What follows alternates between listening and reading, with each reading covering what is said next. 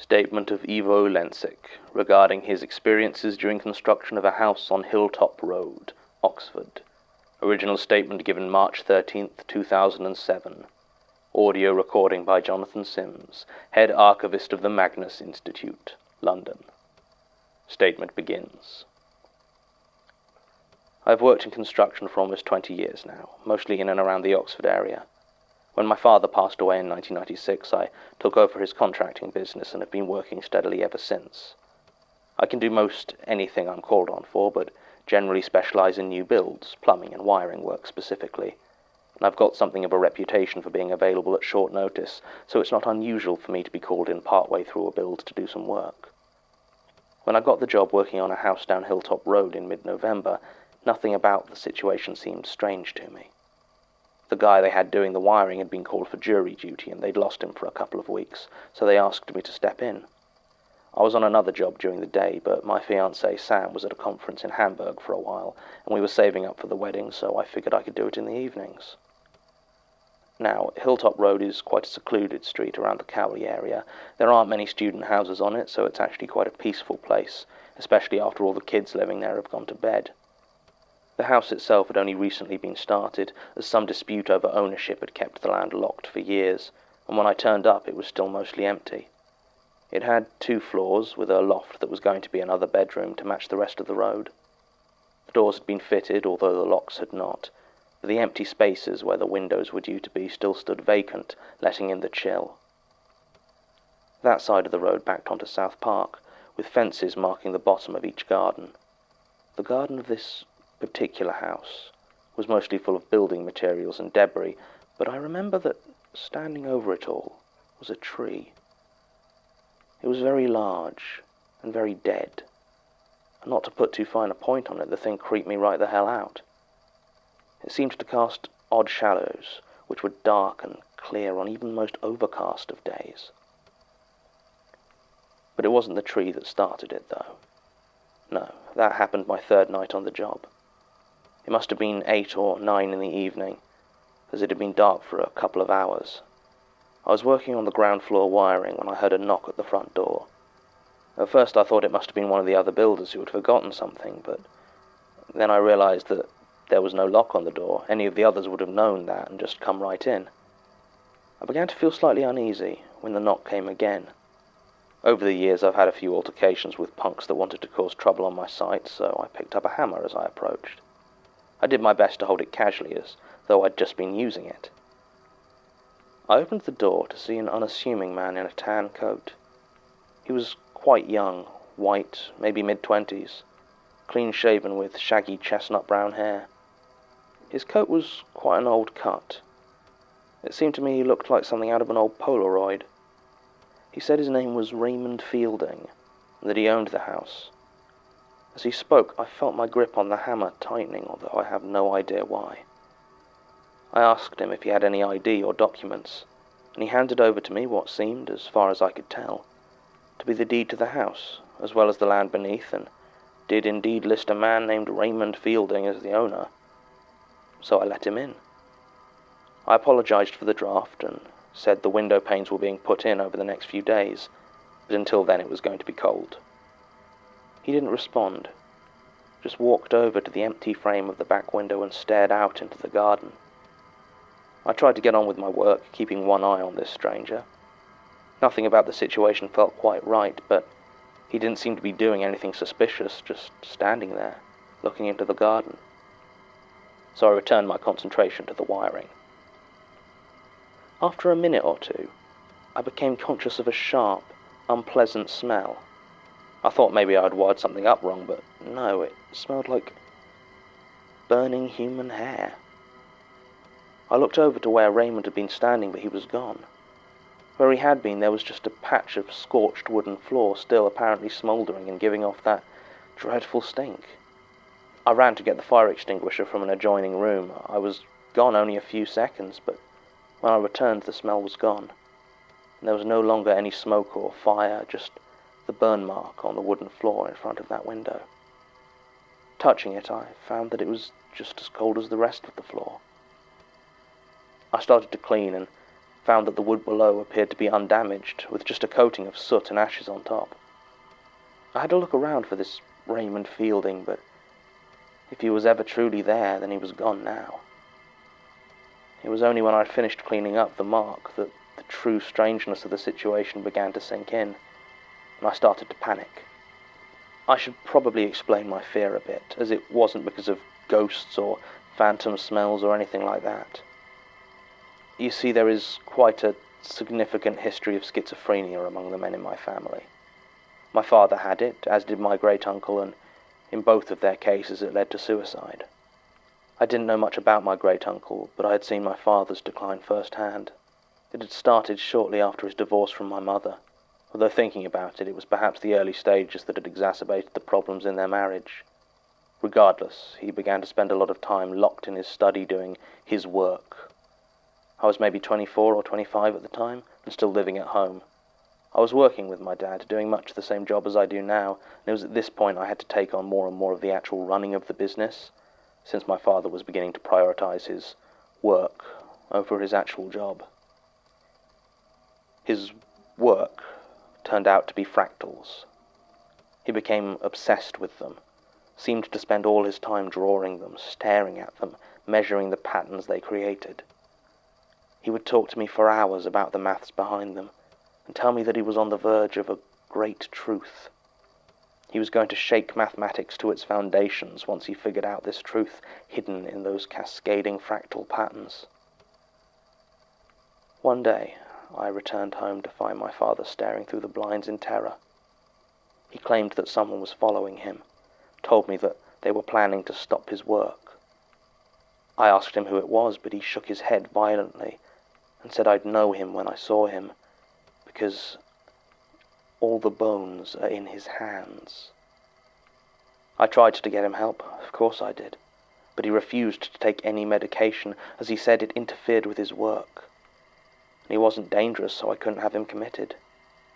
I knew it was only a matter of time before he hurt himself, and sure enough the day came when he wouldn't answer the knocks at his study door.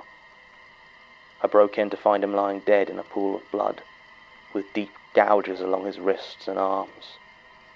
The walls were covered in fractal drawings. Every surface was piled high with them, and pencil shavings littered the floor. The inquest ruled his death as suicide, although the coroner wasn't able to identify the tool that had made the cuts on his arms. Why he had such a look of fear on his face. This is why the apparent disappearance of Raymond Fielding worried me so much. I was younger than my father had been, but still had that possibility within me. This train of thought was likely why I wasn't paying as much attention as I should have been, where I was stepping and I slipped on the wet section of flooring that I had just cleaned. I fell forward, hitting my head badly. I don't think I was unconscious for more than a few seconds, but when I woke up, I was bleeding from a deep cut on my temple. I tried to make it to my car, but I was so dizzy just standing up that it was clear driving was out of the question. So I called for an ambulance.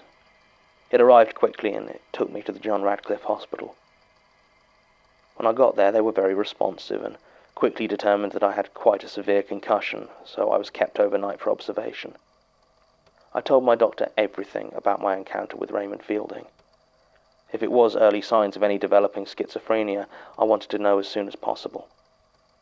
The doctor listened closely and said it was unlikely, as it would be surprising if I developed full hallucinations so abruptly, but that they were keeping me under observation.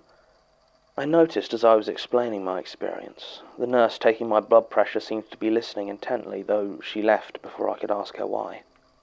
I stayed in that hospital for another 2 days.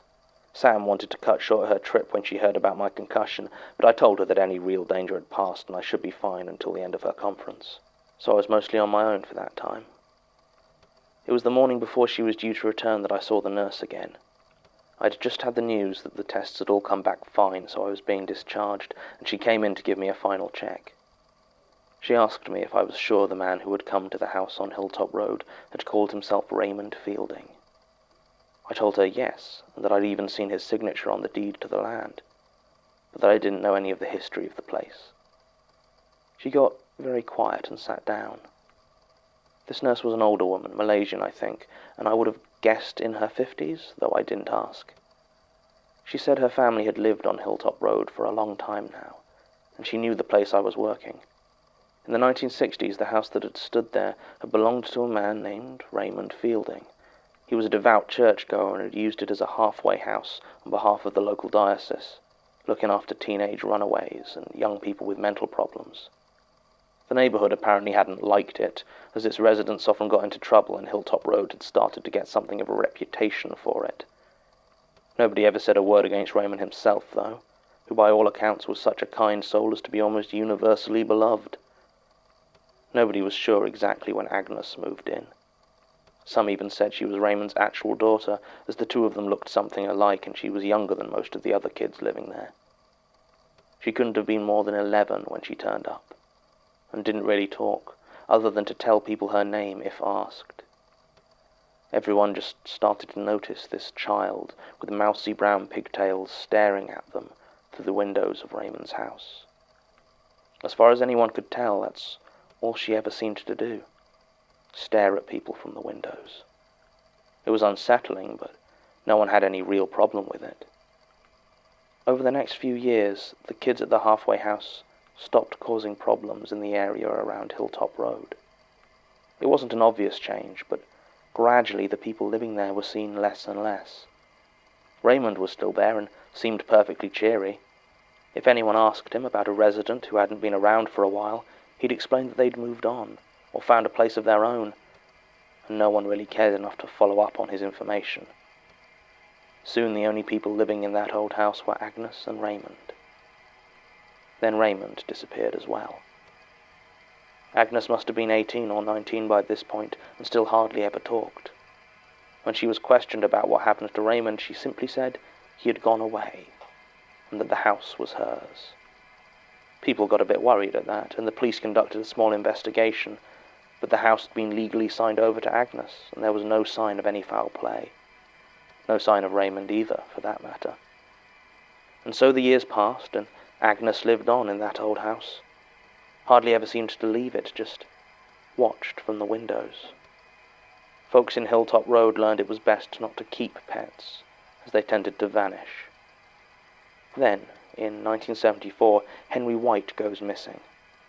5 years old, and the search turned up nothing. People always whispered about Agnes, but now the whispers got nasty. Nasty enough that when smoke is seen pouring out of the old Fielding house a week after little Henry disappeared, no one did a thing. No one phoned the fire brigade or tried to help. They just watched. Agnes must not have phoned for assistance either, as by the time the fire trucks arrived, there was nothing left to save. Through it all, nobody saw any sign of life from within the building. No screaming, no movement, nothing but the roaring of the flames. When the fire was finally put out, they did find human remains. But it wasn't Agnes, nor was it Henry White. The only body they found was that of Raymond Fielding. All that was left was a badly charred skeleton, missing its right hand. That was the history of the place as the nurse told it to me. Once the rubble had been cleared away, the land had become tied up in legal complications relating to the ownership, and had remained so until earlier last year. She asked me not to let anyone else know she'd been talking about it, as she didn't want people to think she had been spreading stories. I told her I'd keep quiet, and she left. I didn't see her again, and was discharged soon afterwards. I rested at home for a couple of days, but I find forced inactivity very boring, and my head was feeling fine, so I decided to go back to work. By all rights, I should probably have avoided returning to Hilltop Road, but I found myself resenting how the house made me feel. I didn't believe in ghosts, to be honest. I'm still not sure I do, and had been assured by the doctor that I wasn't displaying any other symptoms of schizophrenia. So there was no reason for me to feel this gnawing apprehension.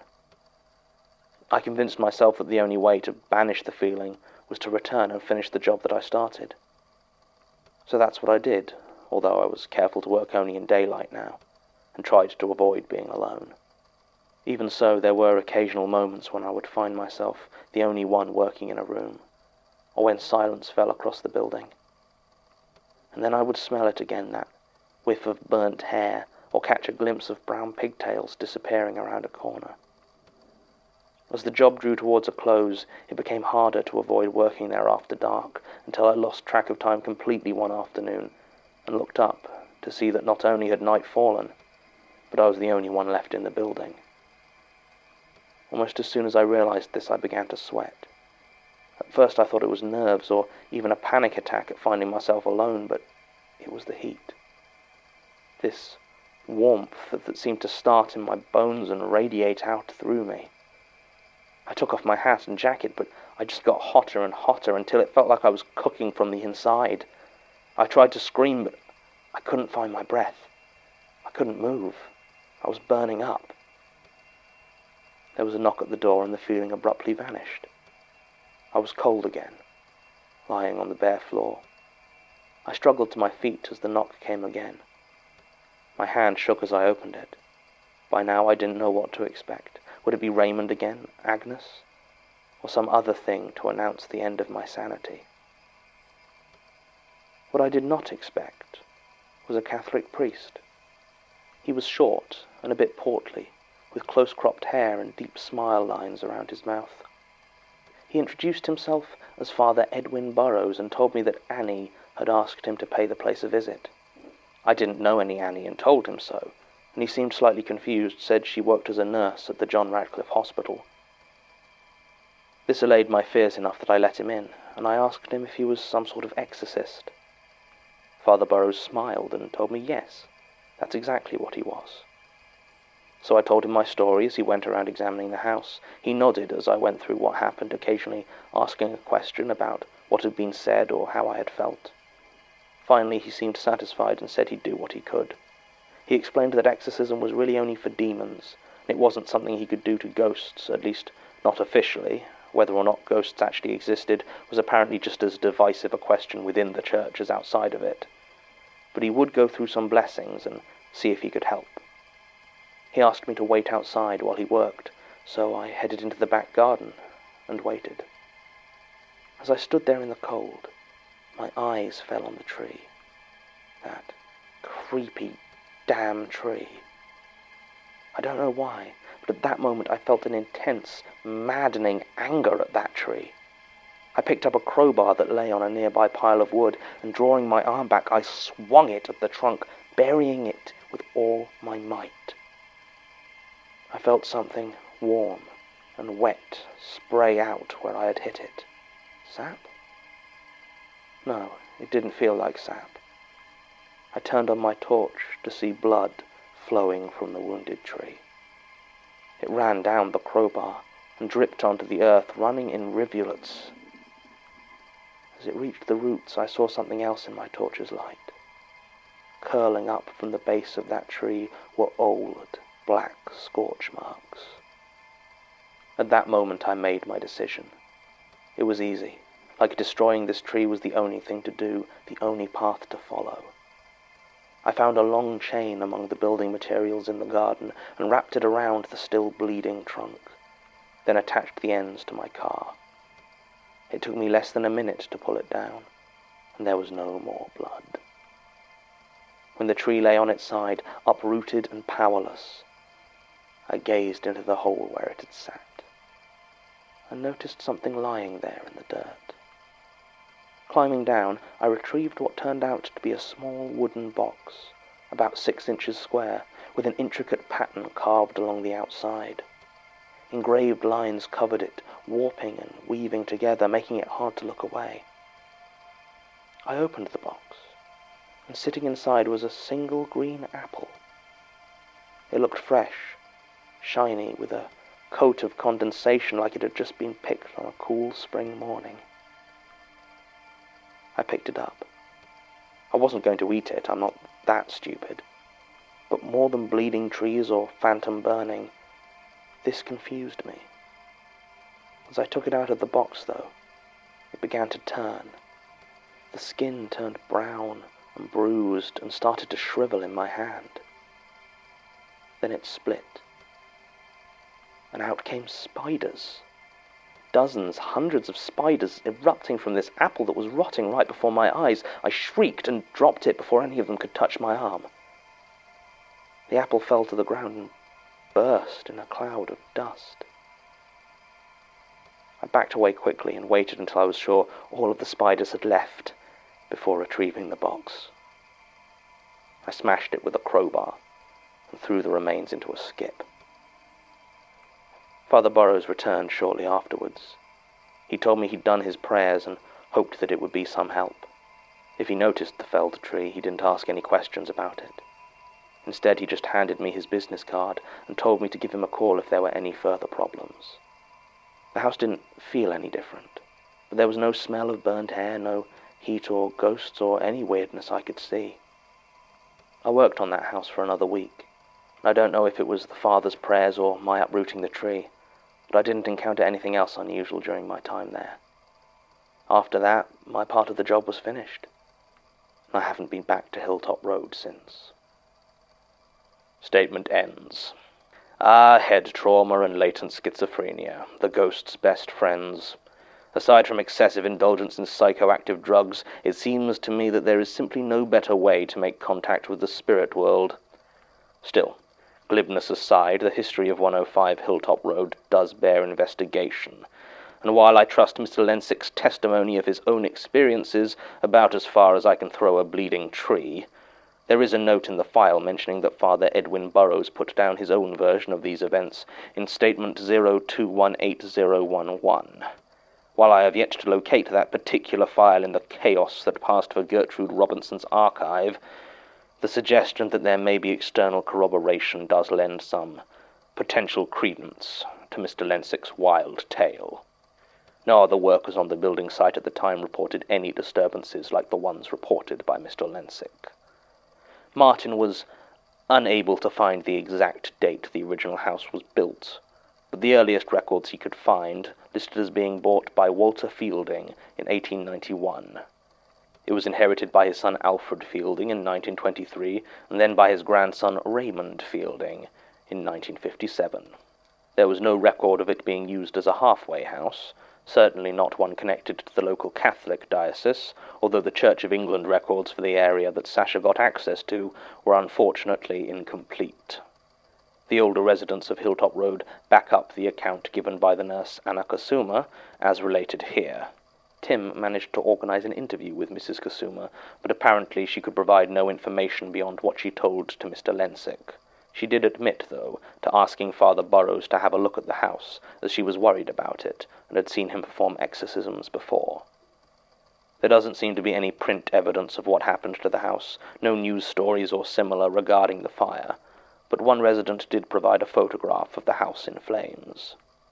Raymond Fielding's obituary briefly reported his death as having been due to a house fire, and lauds his work with troubled youth, but gives no details about either.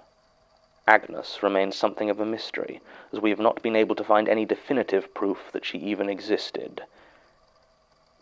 Except, we cannot prove any connection, but Martin unearthed a report on an Agnes Montague, who was found dead in her Sheffield flat on the evening of November 23rd, 2006, the same day Mr. Lensik claims to have uprooted the tree. She had hanged herself. Her age is given at 26, which doesn't match up at all, but tied by a chain to her waist was a severed human hand, a right hand. Its owner was never identified, but the coroner was apparently quite perplexed, as tissue decay would seem to indicate that the hand's original owner must have died at almost the exact same time as Agnes. 2 families have lived in the house since this statement was originally made, but no further manifestations have been reported on Hilltop Road. End recording.